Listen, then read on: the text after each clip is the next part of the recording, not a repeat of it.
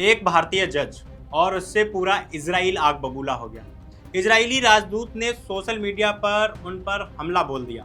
Israeli सरकार ने कहा कि यह रिपोर्ट झूठ का पुलिंदा है, लेकिन वह भारतीय जज एक इंच भी पीछे नहीं हटे। आखिर कौन है यह जज और उन्होंने ऐसा क्या लिख दिया जिससे इजराइल इतना बौखला गया। नमस्कार, मेरा नाम है फैसल और आप देख रहे हैं द हिंदी टॉप। गजा में जो हो रहा है वो पिछले 2 सालों से पूरी दुनिया देख रही है। हजारों बच्चे मारे जा चुके हैं, अस्पताल तबाह हो चुके हैं, पूरे के पूरे शहर मलबे में तब्दील हो चुके हैं। लेकिन इजराइल हर बार कहता रहा कि यह सब आतंकवाद के खिलाफ लड़ाई है। अमेरिका और पश्चिमी देश चुप रहे या इजराइल का साथ देते रहे।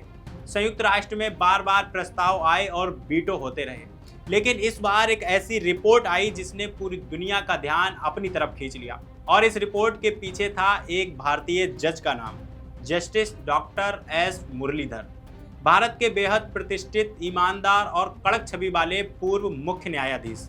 भारतीय न्यायपालिका में उनका 17 साल का शानदार करियर रहा, लेकिन उनकी पहचान सिर्फ पद से नहीं बल्कि उनके फैसलों से है। याद कीजिए साल 2020 को, जब दिल्ली में दंगे हो रहे थे, उत्तर पूर्वी दिल्ली जल रही थी और रात के अंधेरे में जस्टिस मुरलीधर ने अपने घर पर ही अदालत लगा दी आधी रात को। दिल्ली पुलिस को फटकार लगाई और दंगों में घायल लोगों को तुरंत सुरक्षित अस्पतालों में शिफ्ट करने का ऐतिहासिक आदेश दिया। उस एक फैसले ने कई लोगों की जानें बचाई। यही उनकी पहचान है।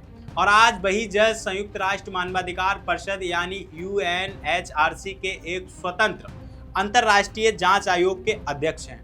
जस्टिस मुरलीधर की अध्यक्षता में बने इस UN पैनल ने गजा पर एक विस्तृत रिपोर्ट जारी की। इस रिपोर्ट में कहा गया कि इजरायली डिफेंस फोर्सेस यानी IDF ने गजा और वेस्ट बैंक में जानबूझकर और रणनीतिक तरीके से फिलिस्तीनी बच्चों को निशाना बनाया है। रिपोर्ट्स के मुताबिक 7 अक्टूबर 2023 से और अक्टूबर 2025 के बीच 20,179 से ज़्यादा फिलिस्तीनी बच्चे मारे गए और 44,143 घायल हुए। इसमें 1,000 से ज़्यादा नवजात शिशु भी शामिल हैं। सोचिए, नवजात शिशु जो अभी चलना भी नहीं जानते थे। रिपोर्ट में साफ कहा गया है कि इजराइल गजा में नरसंहार, मानवता के खिलाफ अपराध और युद्ध अपराध कर रहा है। इस रिपोर्ट के आते ही इजराइल बौखला गया।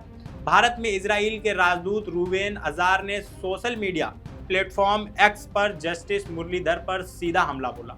उन्होंने कहा कि यह रिपोर्ट जमीनी हकीकत पर नहीं बल्कि खुद आतंकवादियों की दी गई जानकारी पर आधारित है। इजराइल ने यह भी कहा कि इस रिपोर्ट ने उनके सैनिकों पर बेबुनियाद आरोप लगाने में 4 मिलियन अमेरिकी डॉलर यानी करीब 33 करोड़ रुपए खर्च किए हैं। इजराइल का कहना है कि हमास खुद बच्चों और आम नागरिकों को ढाल की तरह इस्तेमाल करता है और इस रिपोर्ट में उसे नज़रअंदाज किया गया है। लेकिन यहाँ एक बहुत बड़ा सवाल है कि जब 20,000 से ज़्यादा बच्चे मारे जाते हैं तो क्या वो सब ढाल थे? जब 1,000 से ज़्यादा नवजात शिशु मरते हैं तो क्या वो भी आतंकवादी थे? जस्टिस मुरलीधर का यह पैनल किसी एक देश का नहीं बल्कि संयुक्त राष्ट्र का एक स्वतंत्र आयोग है।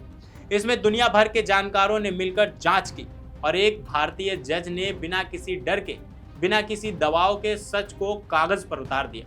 जस्टिस मुरलीधर ने एक बार दिल्ली में आधी रात को अदालत लगाकर दिखाया था कि न्याय कभी नहीं सोता और आज उन्होंने दुनिया के सबसे बड़े मंच पर यह दिखा दिया कि सच कहने के लिए किसी का डर नहीं होना चाहिए, चाहे सामने कोई भी हो, इजराइल हो, अमेरिका हो या कोई भी। एक भारतीय जज ने पूरी दुनिया को बता दिया कि हमारे देश में न्याय की परंपरा सिर्फ किताबों में नहीं बल्कि इंसानों में जिंदा है।